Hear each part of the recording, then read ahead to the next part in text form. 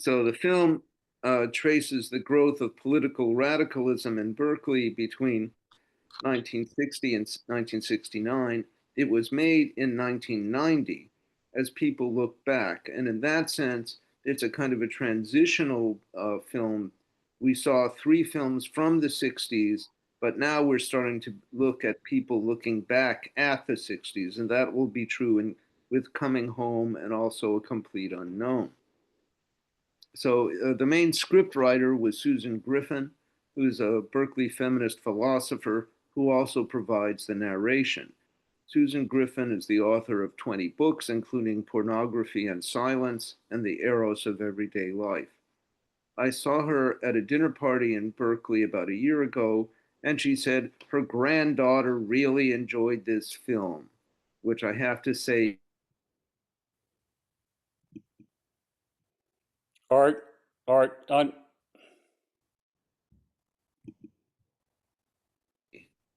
unmute yourself, Art. I am unmuted. Thank you. Good. Sorry. Go ahead. Okay, so do you hear the story about Susan Griffin? No. Okay, so she's the main script writer and the narrator, and she's the author of many books.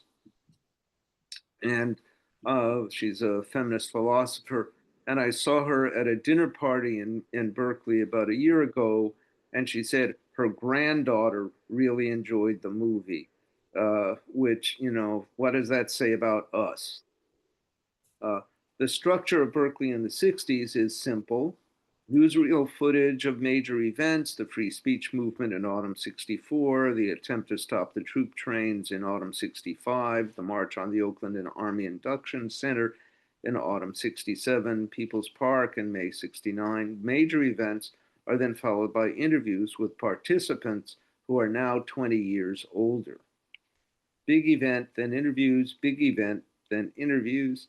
The documentary is biased towards Berkeley's white radicals. There are no interviews with fraternity boys or girls or sorority girls, no cops, no university administrators, no real hippies, hardly any black people. So with documentaries, you often have to think about what's missing. Compensating for the film's bias towards towards this being a story of white radicals is that the radicals themselves are often self-critical. It's claimed that Berkeley in the 60s offers a coherent depiction of the trajectory of events from 1960 to 69. It's certainly an engaging film for me and exhilarating for those of us who were there, as I was. The old white radicals or older white radicals are often very charming. Gentry Anders, for instance, John Gage. But actually, there's little discussion of causation. After the free speech movement sequence, events just happen. To me, the most stunning example is that suddenly, without any explanation, there are hippies, lots of them, without any explanation of how that happened. So in this lecture, I'm going to try to give some explanation of what we see in the film. Of course, to attempt a history of Berkeley in the 60s in 50 minutes, maybe 55 minutes, this is pretty presumptuous on my part, just like I was presumptuous with my history of the counterculture in week 2 or about the Beatles in week 1. But here goes. I'm going to talk in a lot of detail about the free speech movement, more than other events, because FSM was the first successful radical challenge to political authority on the Berkeley campus or on any university campus. Also, the FSM story seems very relevant to events that have occurred on campus in the past 2 years, with a similar pattern of student or non-student provocation and then administration overreaction or compromise or both. That is, that what you see in 1964 is what happened in 2024. FSM was, in fact, a success, and it had a deep cultural impact on the town of Berkeley, too. How was this success achieved? The answer is that the radicals' actions challenging the Cal authorities provoked over-the-top reactions from the authorities as they sought to maintain their authority. But the overreaction alienated moderates and liberals on the campus, and so the activists gained their support, and then the authorities had to give in. After FSM, radical activists in Berkeley tried over the next 5 years to replicate the strategies that led FSM to success. Only with People's Park did they really succeed. The background to the FSM crisis is this. Gordon Sproul, the president of the University of California system from 1930 to 1958, banned all political advocacy, that is, political speech, on campus. Students doing political advocacy were required to do it off campus. Before the late 1950s, students could do this just outside of the famous Sather Gate because the campus ended there at Sather Gate. That's why there's a gate there.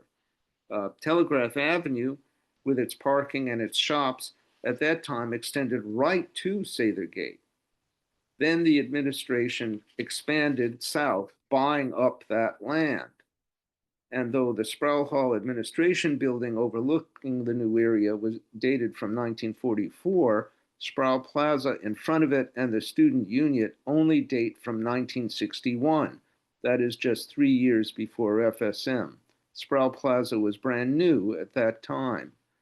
And Sproul Plaza, replacing the old Telegraph Avenue shops, was designed to be the campus gathering place. The administration soon came to regret this. The physical expansion of Berkeley south of Sather Gate was part of Berkeley's general expansion in size. Between 1955 and 65, its student body grew by 40% to 35,000 students. The political and cultural influence of fraternities and sororities declined. More people began living independently in apartments off campus. But the enlarged university required an enlarged bureaucracy to manage it and face these same students who were becoming more independent with a bureaucracy that seemed faceless and rigid. The first show of growing student left-wing dissent was the large demonstration staged against the House Un-American Activities investigation of communism in San Francisco in 1960. Demonstrations this size against HUAC had never happened before. There's a lot of dramatic footage of the demonstrations in our film, actually filmed by HUAC. Berkeley radicals were involved, Slate was involved, I guess, along with many other radicals, but it was a one-off event. There's a lot of footage because it's dramatic, but it's a one-off event. And more important than that, more important to the FSM crisis, is that 2 years later, starting in 1962, there were many Berkeley student-fueled demonstrations pushing for racial desegregation in Bay Area businesses, especially in San Francisco, picketing, sit-ins, and this infuriated local businessmen. But there's only a little footage of these desegregation demonstrations available. The desegregation actions over in San Francisco were organized from recruiting tables at the southern edge of what was now the southern edge of the campus at the corner of Bancroft Avenue and Telegraph. Pressure grew on the Cal administration to put an end to this nest of radicals.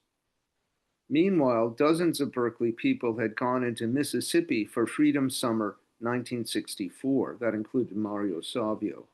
Having dealt with racist sheriffs, they were not going to be intimidated by university administrators.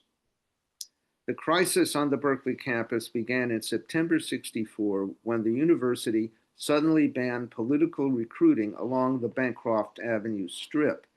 This area was 20 feet wide, about 90 feet long, was now the southern boundary of the university. It had long been thought to belong not to the university, but to the city of Berkeley, and permits for political tables had been sought from the city, which had been providing them.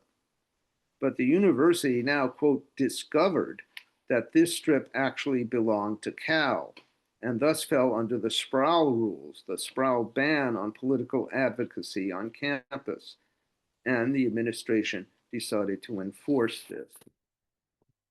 What's amusing about this is that it's actually not clear at all who owned the Bancroft Strip, Cal or the city of Berkeley.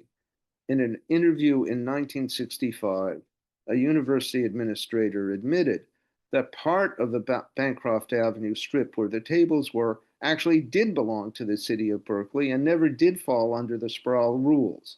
Oops. But this was a matter of power, not legality. On September 14th, 1964, the Dean of Students announced that university rules prohibited advocacy of political causes along the Bancroft Strip.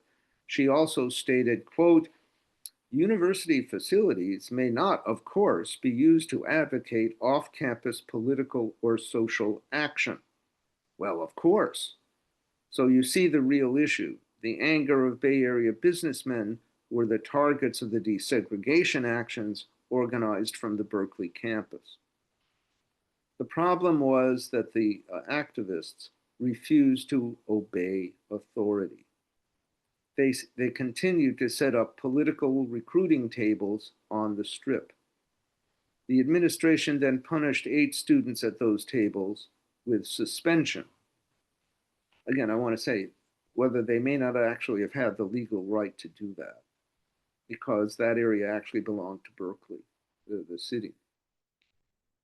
But the activists responded to this with escalation on their own part. They now set up political tables on Sproul Plaza itself.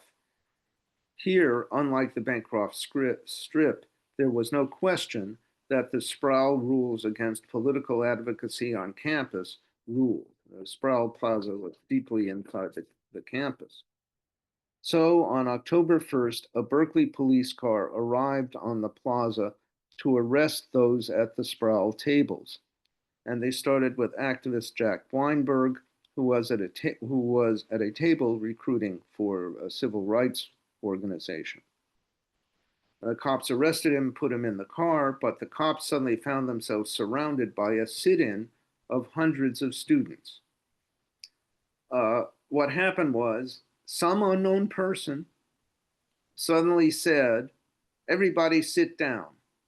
That person is a historical figure and nobody knows or remembers who it was. But whoever said it, it did create a response with hundreds of people sitting around the police car.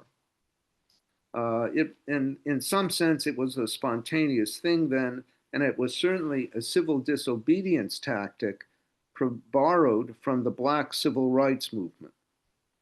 In fact, everything originates in the Black civil rights movement, all the liberation struggles. The cop car was immobilized because the Berkeley city cops didn't want to hurt any students by driving over them.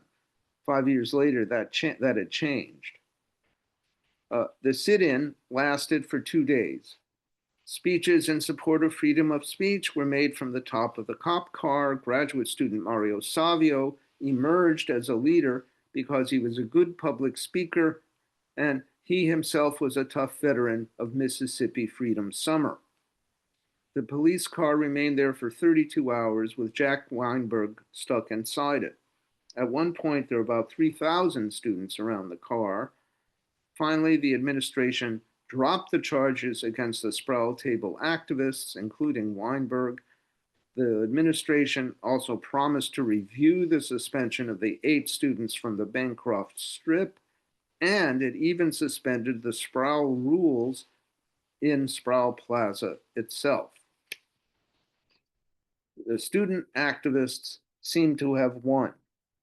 The confrontation of the students with the police car makes for dramatic viewing in our documentary, and it is very inspiring in its idealism, and it's certainly intended to be. So there was quiet on the campus during the next month and a half. And then, in late November, the university reversed itself. On November 23rd, System President Clark Kerr rejected the proposal of his own special faculty committee for leniency towards the students suspended on the Bancroft Strip. Kerr reimposed the suspensions and reimposed the Sproul rules too. Kerr was being pressured hard by the conservative majority on the regents. And maybe he also thought that the student movement had run its course. Time to reassert authority. And despite the agreement in October, he even imposed the Sproul rules against political speech on campus, forbidding all politicking on campus that might lead to off-campus illegal actions, that is, sit-ins and desegregation efforts. Well, it's understandable that activists accused Kerr of bad faith. They then showed that the movement had not run its course. It was energized by Kerr's bad faith. The activists ignored the new rules. The political tables remained on Sproul Plaza. Recruiting continued for proposed sit-ins against businesses. The situation led to dozens of names being taken by university officials. They just went around Sproul Plaza taking names. And then, 5 days later, on November 28th, Mario Savio and other leaders of the October sit-ins, as opposed to the Bancroft Strip people, were summoned for disciplinary hearing themselves before university bureaucrats. This was again in violation of the agreement that had been made in October. The FSM called this an attempt to provoke another October 2nd. They demanded that these new charges be dropped. But Berkeley Chancellor Edward Strong, pushed hard by University System President Kerr, refused to back down. And so another October 2nd did arrive. On December 2nd, hundreds of students occupied Sproul Hall Administration Building in an attempt to force the administration to reverse the ban on political speech and action on campus, and to protest that the October leaders were being singled out for punishment. About 800 people stayed overnight. The sit-in was orderly. Students studied, heard speeches, and sang folk songs. You all, I think, must be familiar with Mario Savio's great speech. Before the demonstrators entered the building, there comes a time when the operation of the machine becomes so odious that you must step in and put your body on the line. The result, and you can see why he would say this, because the administration had reneged on the agreement that they had made. The result of the Sproul Hall sit-in was police violence. An Alameda County Assistant District Attorney played a crucial role here. In the middle of the night, he telephoned California Governor Pat Brown and told him that the sit-inners were vandalizing the administration building, which was completely untrue. That wasn't happening at all. It's just like war-torn Portland. It's totally false. But it led Brown to authorize the use of the vast number of police who were already assembled on hand. The assistant county DA was named Edward Meese III, later Attorney General of the United States under President Reagan, later still in 2019 awarded the Presidential Medal of Freedom by President Donald Trump. The violent removal of the protesters by the police is shown in detail in our film, and it turned out to be a political disaster for the university administration. They'd hoped that the operation would be over before students started showing up for classes in the morning to witness it. But the sit-inners had been trained in going limp in order to make their removal difficult and time-consuming. I think this reflects the veterans from Mississippi Freedom Summer. Even with 600 police at work, it took until 4 in the afternoon for the last of the sit-inners to be removed. It was the largest mass arrest in California history up to that time. Almost 800 people were carted off to county jail. Many faculty and students were angered at the appearance of cops in massive numbers on the campus and the beating of the protesters, which you see in the film. The sit-inners became martyrs to freedom of speech. 800 faculty voted that all penalties for student actions to date be dropped and that disciplining of students, in fact, be taken away from administrators and given to faculty. Kerr refused. 5,000 students then attended a Sproul Rally Plaza for FSM, the largest show of public support yet. A student strike began. The next day, it was announced that Berkeley Chancellor Ed Strong had been admitted to the hospital with severe abdominal pains. The administration now reversed course again and tried to win back the faculty and the students. At a mass meeting at the Greek Theater on December 7th, they now proposed there would be no university disciplinary action for any protest through December 3rd. It was a huge concession. It might have worked, but then when Mario Savio tried to get to the stage to speak, he was seized and dragged away by police. The audience was stunned. A brutal reality of power was again revealed. The response to the catastrophe at the Greek Theater was the next day, December 8th, the faculty officially voted and backed the students by a vote of 800 to 100. The radicals had achieved their purpose of bringing the moderates over to their side, creating a critical mass that the administration could not withstand. FSM members were jubilant at the faculty vote, and the strike spread. And so the university officials backed down again. Chancellor Strong resigned. On January 3rd, 1965, the acting chancellor, Martin Meyerson, announced that political activity throughout the Berkeley campus would be allowed, including on Sproul Plaza itself. It was the end of the Sproul rules.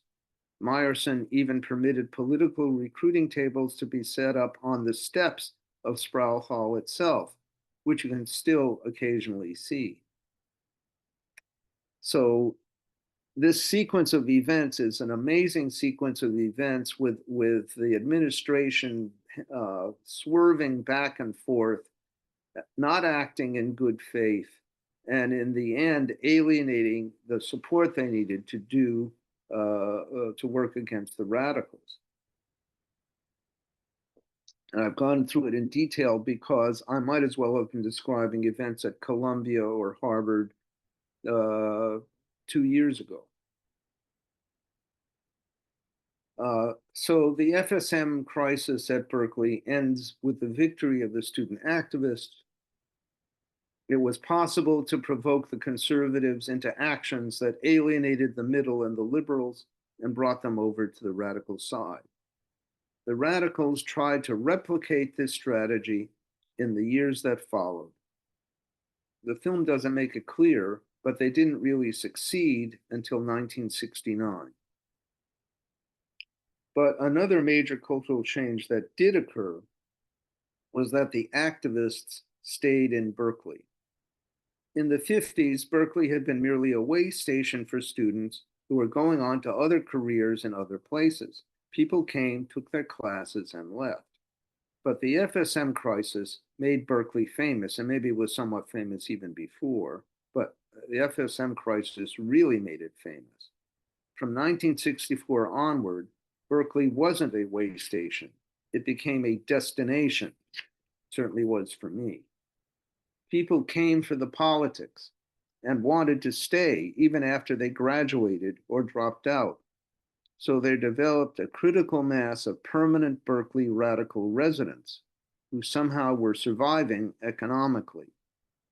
Our documentary does not discuss this sea change so much as it assumes it. That is, the radicals are just there all the time. The filmmakers assumed it because they had lived it.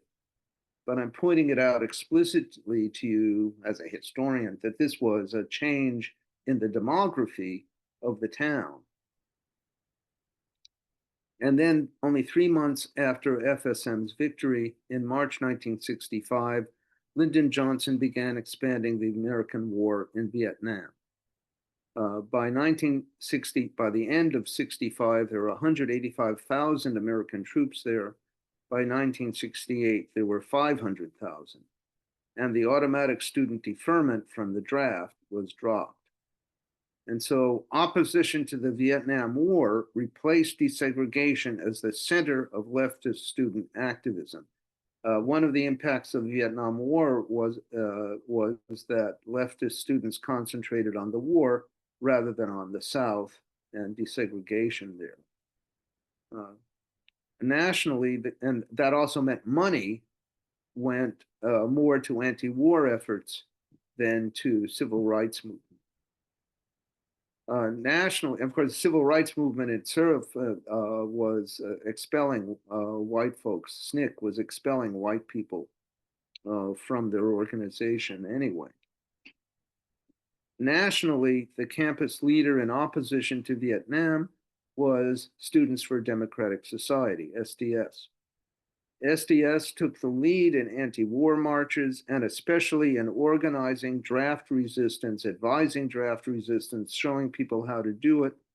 And the result was that by autumn 1968, SDS had 90,000 members and was the largest leftist student group in American history. It was the war that caused that. Before the war, SDS had about 10,000, 15,000 members. By 1968, it had 90,000. But Berkeley, as always, was different. SDS was weak here. I know because I attended meetings. There was instead a variety of small ad hoc activist groups, none with any staying power. FSM could have been the chief permanent organizer of campus radical activity, but it fell apart in spring '65. Smaller groups coalesced around different issues, but then the coalition would fade away as the issue faded away. But if the Berkeley left was always disorganized, it was also free from rigid dogma. Just we were talking just before we started about the communist influence. There wasn't any Communist Party influence involved in this because they were old fogies, according to the New Left people. There was Bettina Aptheker in 1964, but that's it. But if there was no rigid dogma, just a lively general attitude of opposition to authority, and the draft bearing down heavily on male students. Again, that there was no overarching permanent radical organization isn't made clear in the film. It's just assumed. So the war was always central. There was always the war. But the specific issues that energized leftists and roiled the campus varied greatly over time. Not just the war, stop the draft week, but all sorts of issues. Protesting the banning of Eldridge Cleaver as a teacher on campus, pushing for third world studies, supporting the United Farm Workers Union movement, supporting the Black Panthers, and above all, at the very end, People's Park. As a famous historian once said, and I think this is great, revolutionaries need only a chance to act. Where and on what issue matters less to them. Let me repeat that. Revolutionaries need only a chance to act. Where and on what issue matters less to them. The king cause to support at the moment, that's a phrase from radical Stu Albert, the king cause, constantly varied. But for numbers of people, protest became identity. And above all, there was always the war. These other issues were sincere issues. In every case, the radicals hoped to create confrontations with the university administration, whose overreaction to radical action would radicalize the great mass of students. That is, each of these crises was an attempt to replay the success of FSM in 1964. The goal was always to create a radical community. But really, up into 1969, radicals weren't very successful in this.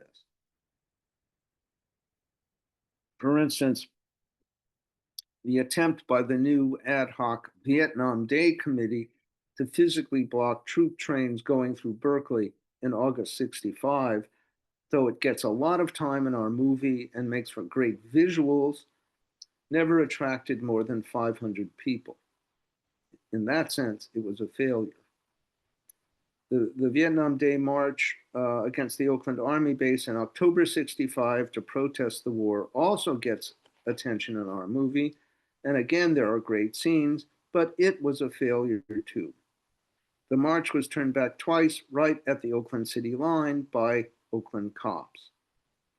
And actually missing from that solemn and dead serious depiction of the October 65 march in our film is the fact that Acid Head Ken Kesey and his merry pranksters showed up in their multicolored bus, and Kesey spoke last before the march began. His was supposed to be the culminating speech before the march began, and what happened was he was so stoned that he said incoherent stuff and then began playing his harmonica. That would have been a great scene to have in the film, I think. And actually, the night of the second march in November 65, which also failed, was also the night of the first psychedelic dance hall over in San Francisco. And that dance hall starred the Jefferson Airplane. Add this to the film, and we would have the full spectrum of emerging Bay Area radical culture. I think the general problem for the makers of the film with the 1965 material was that they needed dramatic visuals, even if events didn't lead anywhere. Our film last week, Easy Rider, was fiction, and so the creators could manufacture at will as much action and excitement as they wanted, including the lethal ending. But the Berkeley documentarians were stuck with whatever footage they could find that was watchable. Now, the chief figure to emerge out of the Vietnam Day Committee was Jerry Rubin. He saw that the key to political success was winning media attention. Even if it was negative, all attention was good. An example of Rubin's genius for publicity was when he was summoned to appear before the House Un-American Activities Committee in 1966. He showed up wearing the costume of a Revolutionary War soldier. The congressmen were appalled at such disrespect. They canceled the hearing as Rubin shouted, "I have a right to testify." They were afraid to let him. Quite a cultural change from people's fear of HUAC in the 40s and 50s. It's a tremendous cultural difference. Now, like FSM, the Vietnam Day Committee might have become the overall permanent organizer of protest in Berkeley, but that didn't happen. Like FSM, it fell apart in disputes over ideology. I won't bore you with the details. And of course, we don't have videos of those crucial meetings where where the Vietnam Day Committee fell apart. Thank God you don't have, says a friend of mine who was there. In November 66, an attempt for a student strike to protest US Navy recruitment on campus also failed. Perhaps it was an odd position for the freedom of speech people to take. And those leftists who tried maintaining a mainstream politics, they failed too. Bob Scheer lost to the traditional liberal incumbent Congressman Jeffrey Coheland in 1966.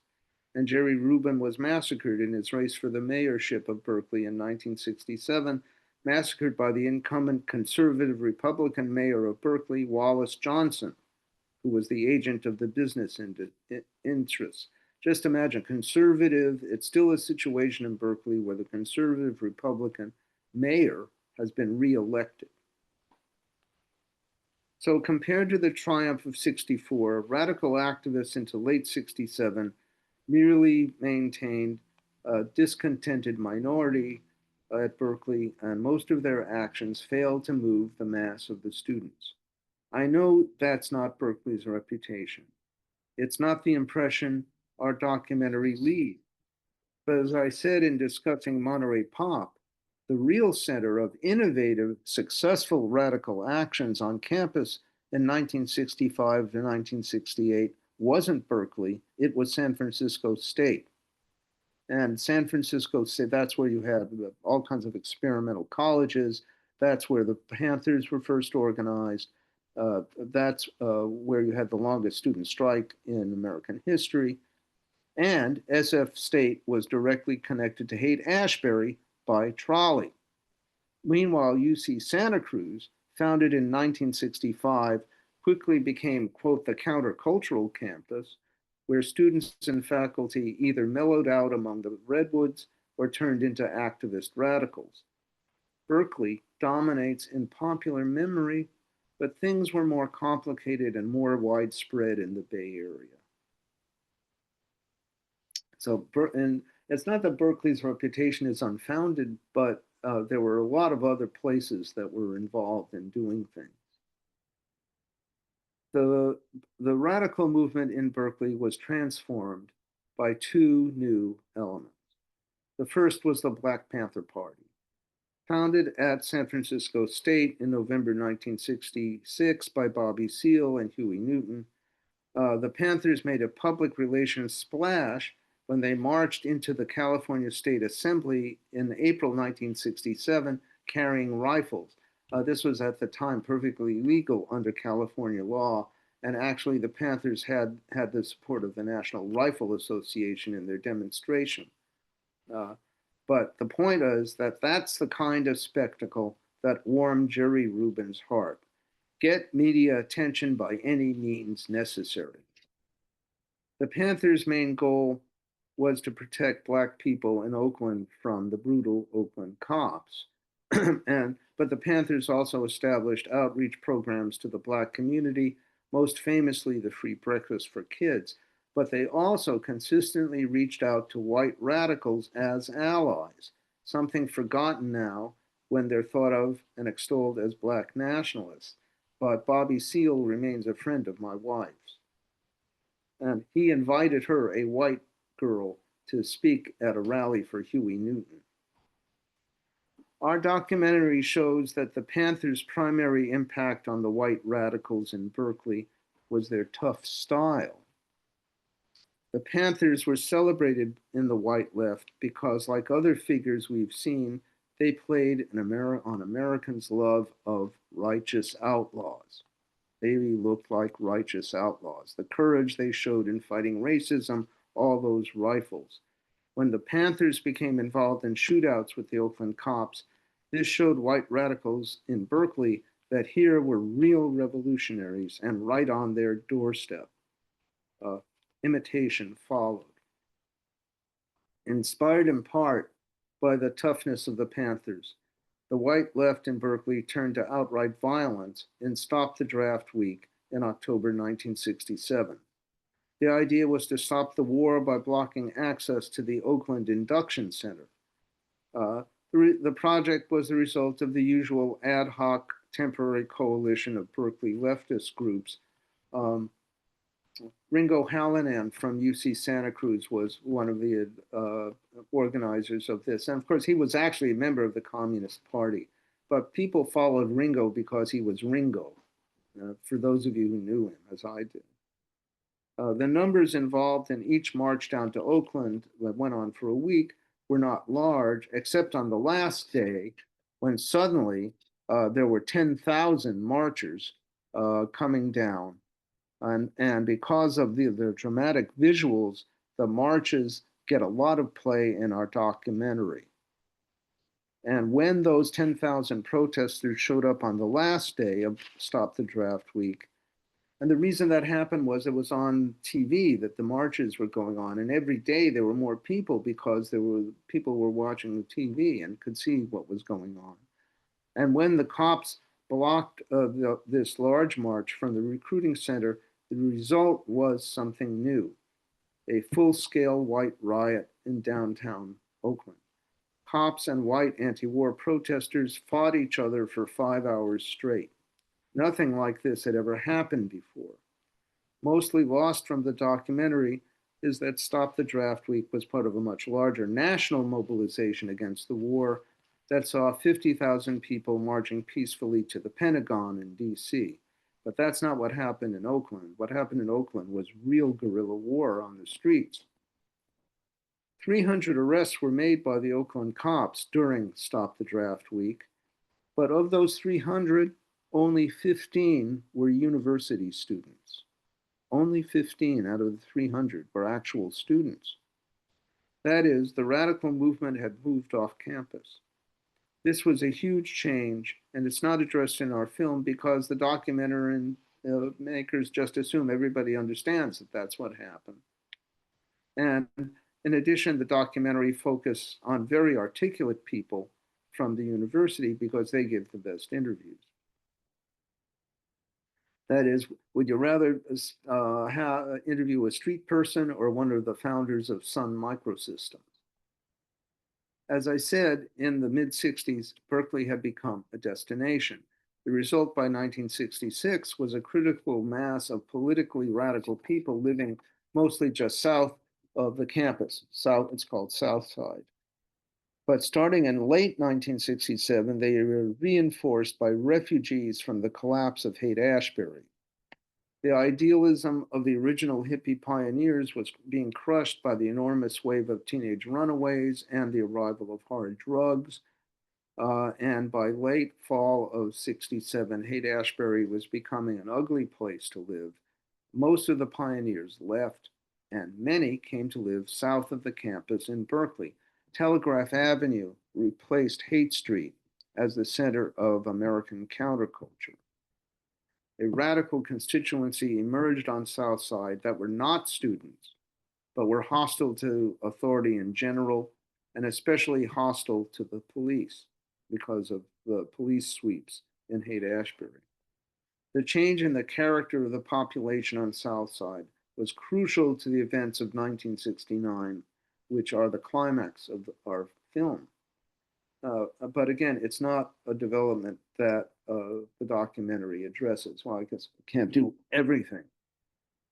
The late 60s period also saw a racial reckoning at the university. The student body then was 90% white. Most of the other 2,600 students were Asians. Out of 35,000 Berkeley students, there were only 230 Black students out of 35,000. One example of the new struggle was the attempt in autumn 68 to have the Panther leader Eldridge Cleaver teach a course on campus. That was blocked by the regents.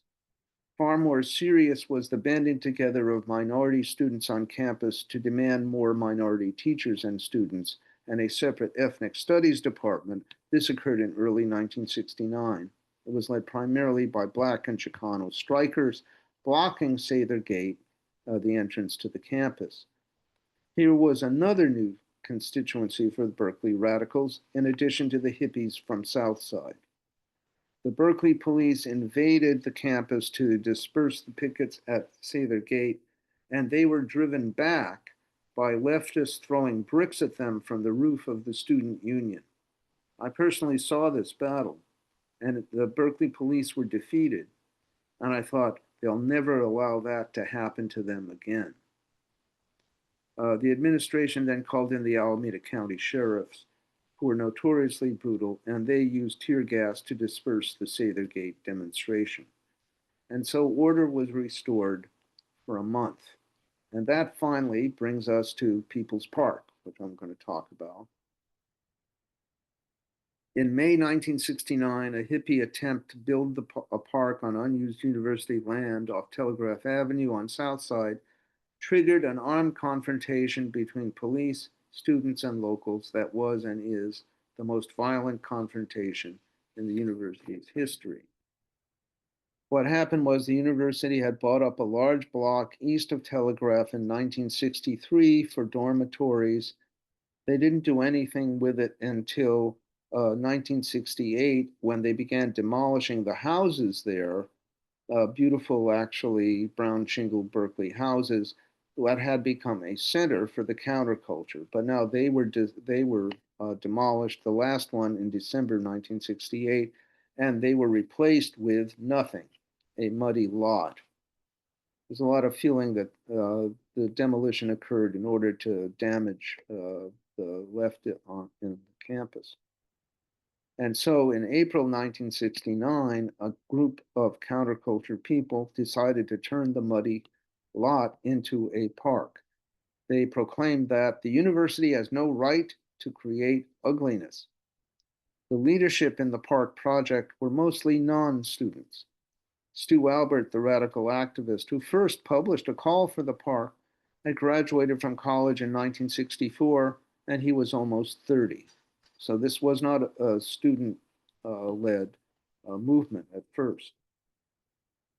But over several weeks, sod was laid, flowers planted, and the block became a center of hippie activity. The Black Panther leader, Bobby Seale, a friend of many of the park leadership, visited and approved. And it was at that point that the university administration, under pressure from the conservative Board of Regents, decided to demolish the park. In the middle of the night, May 14th to 15th, 1969, a wire mesh fence suddenly went up, backed by 200 Berkeley City police. A rally at Sproul Plaza that noon led to an angry crowd of about 3,000 people marching down Telegraph to take back the park. The Berkeley police, outnumbered, again called for help from the brutal Alameda County sheriffs. An urban guerrilla war situation like that in Oakland in late '67 soon developed with street battles and tear gas, and then the cops began using shotguns.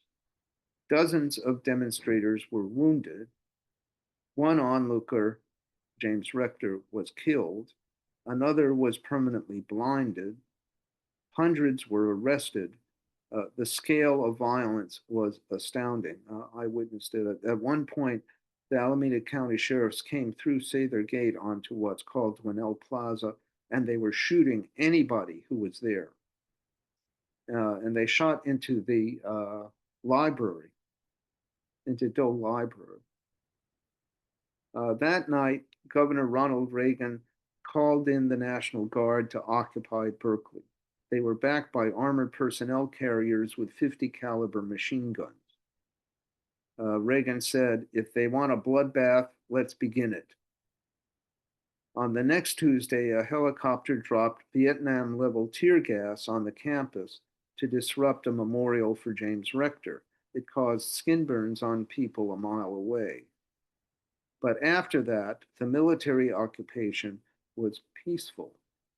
That is, violence worked for the authorities. The occupation lasted 17 days.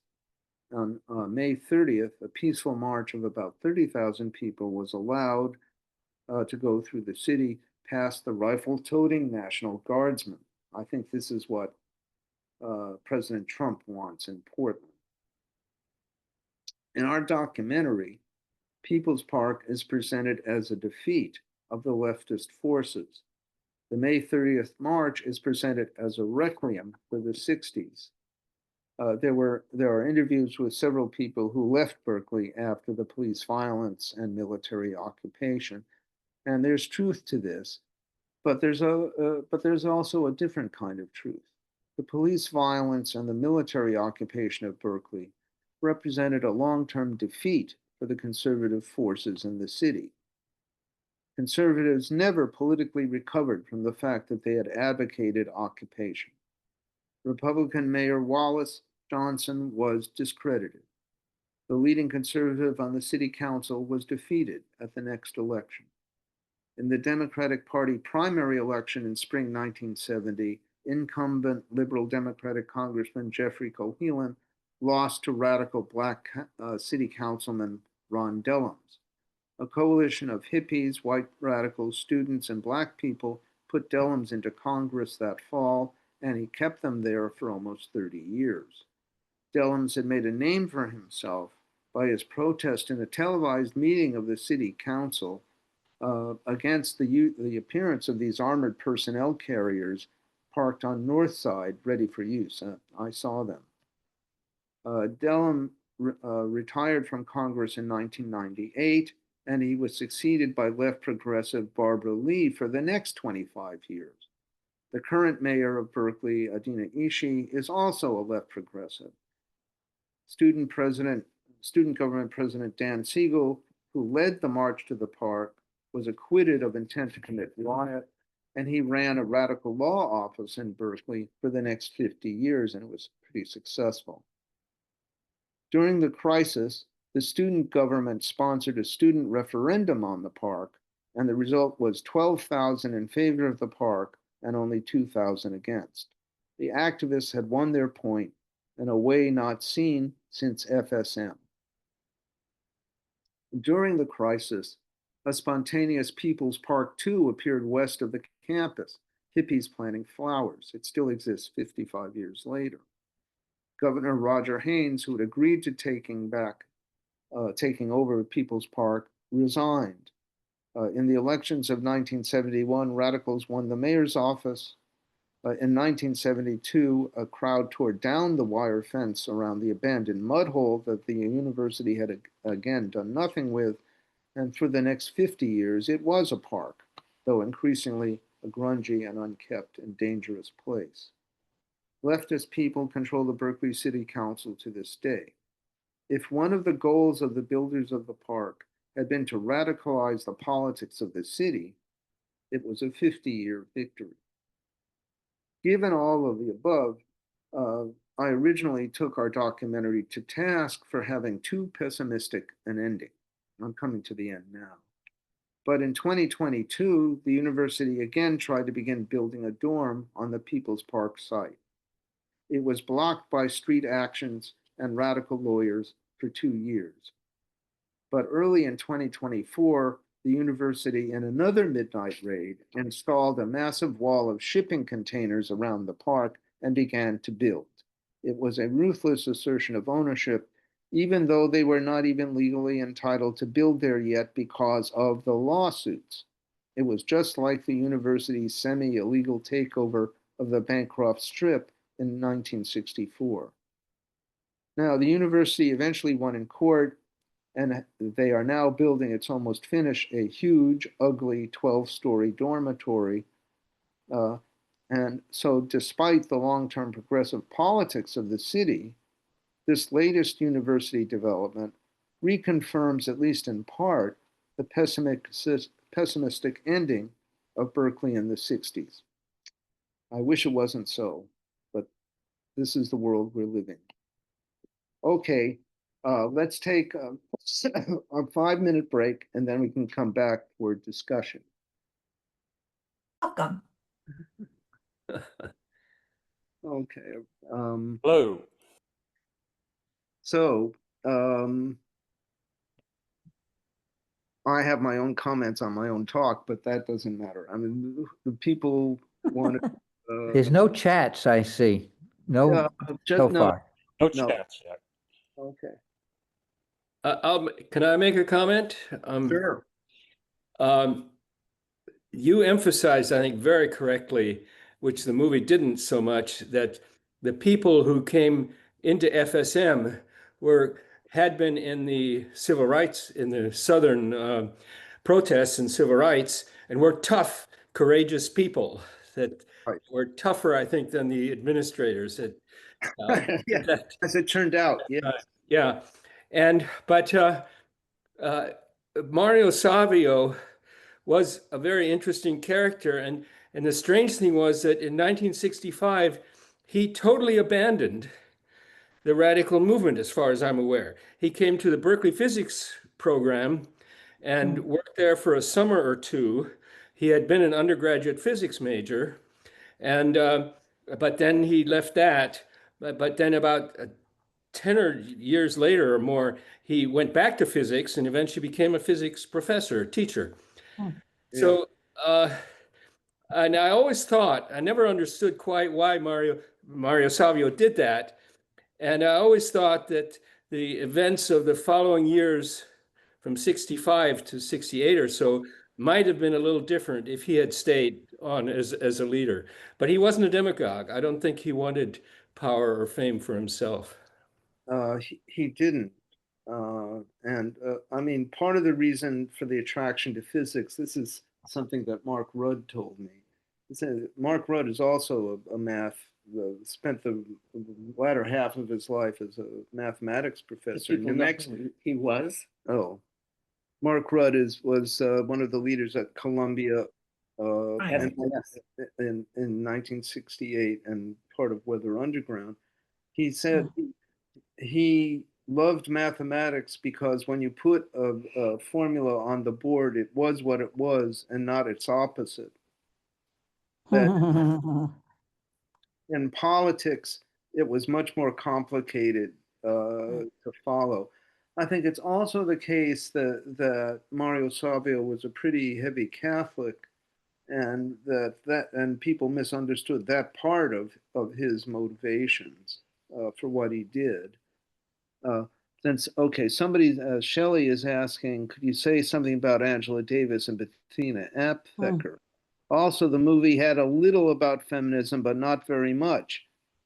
Well, this is your opportunity, Judy. Well, Bettina was a member, or an original member of the Communist Party, as far as I know. Yeah, yeah. And Angela was not, but she was a very important character, and was able to speak, especially as a Black woman, was able to speak often about the oppressive nature of everything. And so Angela was really, I think, got to be very well known.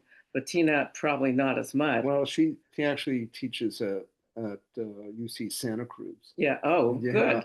But I think Oh, she's retired. Yeah. part of your experience, it seemed to me. Now I'm interfering and It's all right. speaking for you. Go ahead. Was that within the movement, you yourself were not offered many opportunities to speak, and that Right. it was Bobby Seale coming down one day from talking to Stu, who said, "Why don't you speak about this feminist stuff at a rally for Huey Newton in San Right. Francisco?" That's right. So Judy's first experience in public speaking didn't come from the white radical movement. It came from the Panthers. And it was fun. The thing that I learned most about when I first did, I was nervous, but it was still a lot of fun to be able to talk about what I was experiencing as part of the social protest movement, to be able to talk about women and what we were not able to experience at that point. So it was a great time for anyone, and especially me, to speak up. Yeah. Can I just say something? This is very symbolic. That Judy, you're hardly in the picture. There you are. How about that? Here we Yes, were talking let's about the reflect the reality. marginalization of women. That's right. Well, there she goes again. She's out of the picture. There we go. Okay. Thank you. Right. That's very funny. Good, Yeah. good catch. And actually, even when you were speaking, the white folks try to say, "What are you going to say?" Right? Yeah, yeah. Well, it wasn't just the white folks. It was Cox, I think. it was Stu and I don't remember. Yeah. one of the Panthers. Yeah. Hey, Judy, what are you going to say? Yeah. So I mean, I think, given the fact that Susan Griffin organized it, there was hardly anything about feminist. Well, it was what year are we talking about, though? Well, it goes through 1969, so you can tell about what happened when you with the feminist consciousness raising march that was planned on. Well, yeah, we were going to do a women's march, and what happened On May 15th. On May 15th, and it basically got taken away by People's Park. People's Park. They said, "Oh, this is." And did you think it was more important that No, I thought that People's Park was more important. More important. But that was the consciousness of the times. That's right. That a general thing like People's Park was more important than a women's march, because we were, of course, just the women. And that's the way people looked at it. Wait, I better get you out of the picture. Yeah. Right. You're gonna get in trouble, Art. I don't know. But it was a real start. It was a start to getting the women's movement together. in a situation like that, where we were if we were excluded, then we got pissed off and we made sure that whenever the next time was, we were not excluded. Before we began, I think Cindy was talking about her date with Frank Bardacke. Oh, really? Yeah. With FJ? Oh, that's great. Would you talk about that so everybody wants to hear that story? So There. where? Well, no, well, yeah, I was there in the quiet times. I was in Berkeley from 61 to 63. I went Right. up because of Slate, which then collapsed when I was there. And the free speech movement started in 64, you know, when I was gone. But no, he was a kind of weird guy that my roommates had gone to high school with, so they fixed me up. But what was interesting is all of our stuff was in San Francisco, all of our protest stuff, and it was civil rights based. But my cousins, who were just younger than I was, all went to Berkeley, like, you know, in the late 60s, they did the trains and stuff. They have never left Berkeley. They're all in Oakland. All their children are in Oakland. There are 2 generations of my cousins, and they are absolutely Oakland people. And they never left Berkeley, ever. Yep. Well, Berkeley. Yeah, they can't afford to live in Berkeley. I think that's why they could buy houses in Oakland, but they couldn't afford Berkeley. Right. I was lucky because I managed to get a house early on. We're getting that echo again. Yeah, there's too many people trying to talk at the same time. Cindy, can you mute?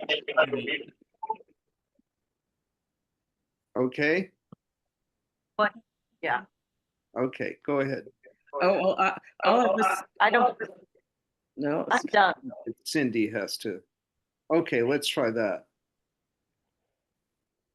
Okay, try again, Judy. Well, I lived with my second husband, Stu Albert, in Berkeley for a number of years, and we had a wonderful time, and we were known, and we had a lot of friends. And then Stu got ill and died, and so there were 2 guys after Stu, who I also lived in Berkeley with, and I was very lucky in the sense that one of them had this house that I now live in, and he died, but I got the house. Yeah, so that's how come you're able to afford. That's right. That's exactly right. But I think that this is one of the things that is a story of the 60s, that people came to the Bay Area in the mid or late 60s, and they never wanted to leave. Raise hand. You know, and they remain a permanent part of the population. That's true. A lot of my friends here who are Berkeley people or Oakland people I've known for 50 years. 50 years. Yeah, sure. And we all have that same sense of ownership in in everything. Yeah, everything here. Yeah. It's kind of interesting. And I'd never in my life had that experience before I first moved to Berkeley in the 60s. But I think one of the things that Cindy is saying, which is very interesting, is that in the very early 60s, the action wasn't in Berkeley. It was across the bay. It was in San Francisco, that's right. Oh, she's So speaking. the change, one of the things that's a change, FSM's change, is making the action here in Berkeley. Even though I think there was a tremendous amount of action at San Francisco State also, and then soon at Santa Cruz as well. But and not much happened. Yeah, Susan has her hand up, please. Susan, When was Feminine Mystique published? 1963. The change that Judy was was part of with the creation of the consciousness raising group, which Right. was in the winter of 68, 69, Right. with Susan Wiles and And Wiles. Ann Wiles, and yeah, I was curious because someone who was not attached to any of this, yeah, because I was living in Marin County with by 65, I had 4 little children, Mm. and a traditional housewife role theoretically. But I was reading Simone de Beauvoir. Uh-huh. Good. So our take on people like me, suburban housewives, was quite different. But that's why I was curious about when it was published, because it certainly had a profound influence on my thinking, even though I didn't do anything with it. When did you start doing stuff with it? Or Well, did you? I was divorced and then remarried to a man who came back from his second tour in Vietnam Mm. Well, as a radical that's radical. Yeah. army officer. Mm. And that transformed my thinking because he was so adamant, and it was a huge influence in my life. Because he brought back um, his feelings about having been there for 2 tours, one in 62 with the first 900 or 1,000 soldiers who went over, and then again back in 67 and there through the Tet Offensive and in the worst of it. So Yeah. Yeah. Well, if you want to get more deeply into that, I'm going to Flack your book. lack my book, Yippee Girl. okay, okay. Because I do write a lot about the experience of all of us back in the mid to late 60s, and it's pretty specific. Yeah, well, Judy came back from Vietnam too, but from North Vietnam Yes. in 1970. What were you doing in North Vietnam? I was a tourist. Well, revolutionary tourist. I had been invited by the Vietnamese. What was the name of the Yeah, by your Vietnamese Lover. diplomat lover, yeah. This is true. It's all in Yippee Girl. And I had been invited along with 2 women friends to visit Vietnam so we could come back and explain to the American people, and especially American women, what really Vietnam was like, because it was not what was being shown and put in most of the Right. what's the word I'm looking for? Propaganda. Most of the propaganda, exactly. So really, it's easier for you to find out what was going on from the point of view of radical women if you read Yippee Girl, rather than me trying to sort of mumble my way through it. Is that your book? Is that your book? Yes, that's my book. Yeah. Consider it read. Okay. Well, I mean, it's a very interesting thing also, because Judy has maintained her contacts with the Vietnam government up until about 2 years ago. Well, actually, I still, I just Well, haven't done it recently, yeah, but we,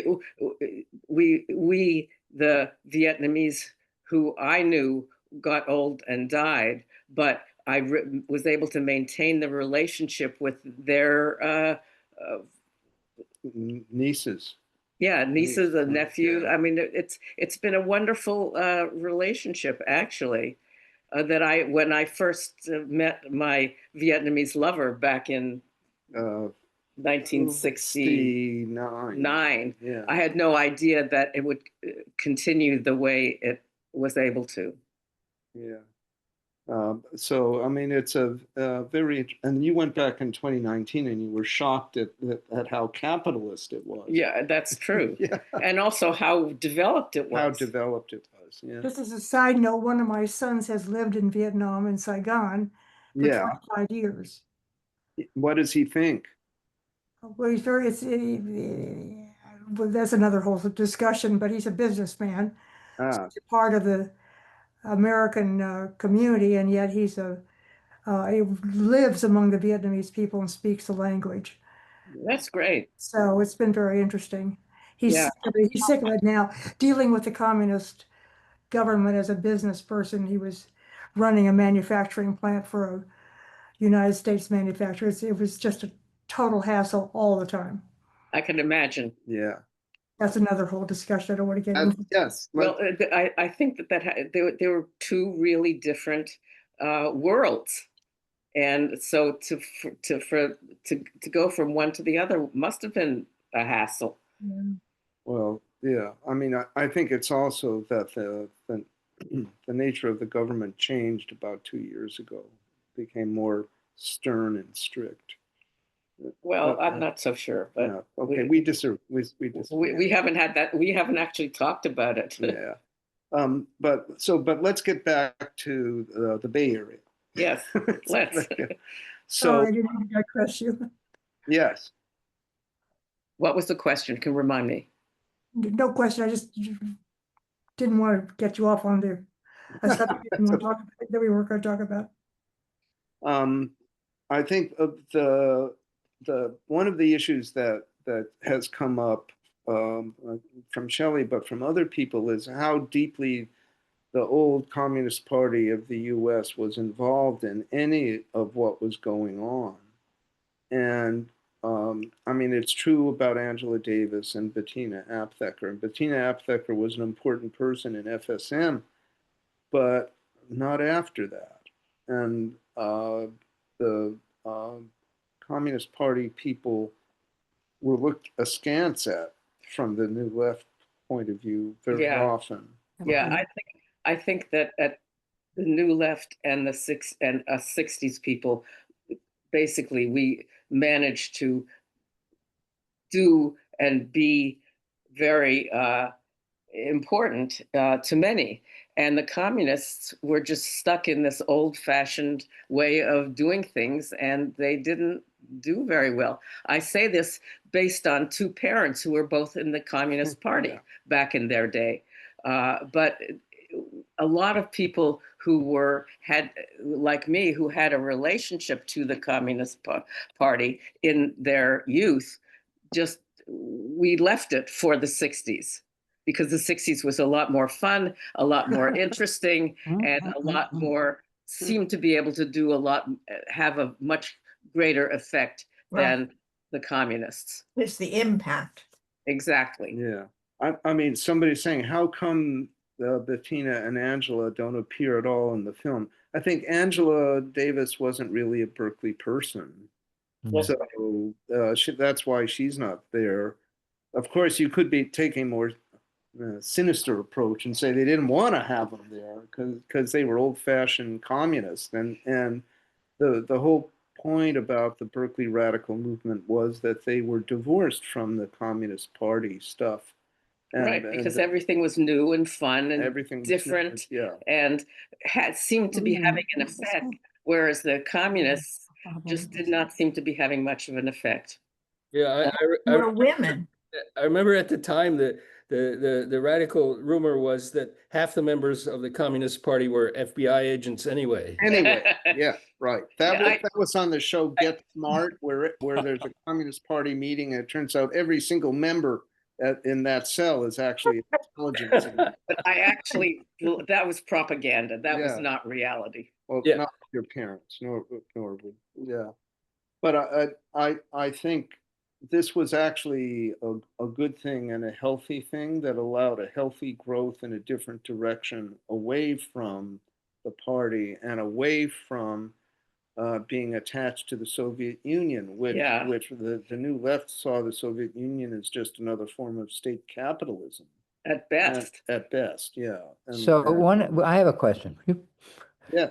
One of the things that we talked about earlier was the development of the counterculture and the separation of the left side, the people who were anti-war, and so there was a feeling of dissociation. I know that in New York, at least, a lot of people felt that counterculture was a diversion from the Yes. real issue that we had, that we really had a fight to take, get the control of against the war and civil rights and all of that stuff. And this seemed like it was more of an opportunity to bring those two elements together in protest. People's Park did. Yeah, I mean, I think that most of us, we looked on the communists as too serious and New Yorkers as too serious Well, because I testify. well, so there you go. I mean, it's not like we didn't appreciate people doing politics, New York style politics, but the West Coast it was very different, And and we knew that.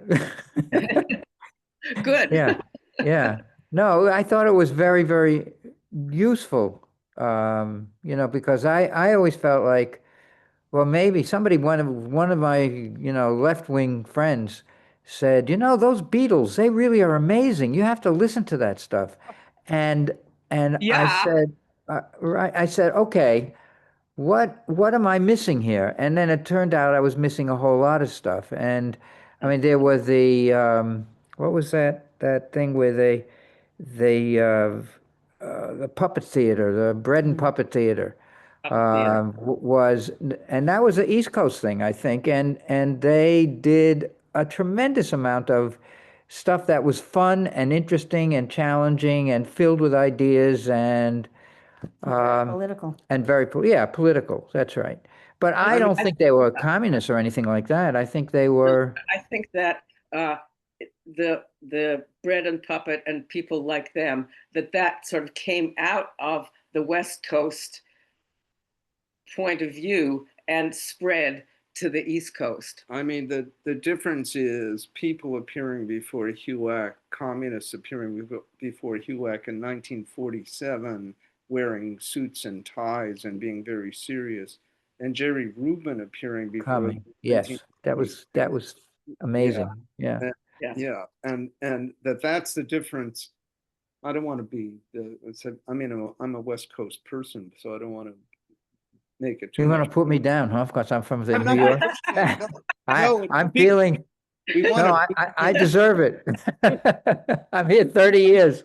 Just so you know, both Jerry Rubin and Abby Hoffman were good friends of mine. Yeah. Because of initially because of my second husband, Stu Albert, who was their friends. And then I got very much involved in the Jerry Abby. But I think that the People's Park event brought together what had been planned with a human being 18 months earlier, 2 months earlier, that there really was some of the power in what happened was that all those two groups, the New Left people and the counterculture people, came together over the park for various reasons. Right. Well, because the park was an obvious way for us to have an effect. Yes, exactly. And that's why. And it didn't matter if you were a Jerry or Abby or a Yippie or a serious or a Panther or a serious radical. Everybody was intrigued and wanted to make a difference. And I mean, People's Park did that.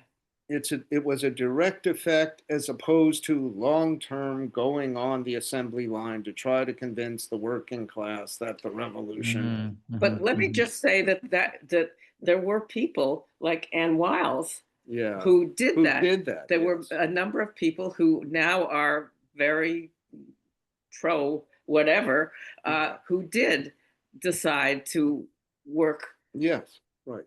Not in factories, but at least to make a difference in that's true. Yeah. So that's very interesting. It was complex. But yes, it was complicated. I think somebody else was going to. It was complicated, but the park was able to unite these two streams. Right. And I think that was an important event. And over time, within Berkeley itself, those streams have remained sort of united, and the left controls the city government and has for 50 years. Yeah.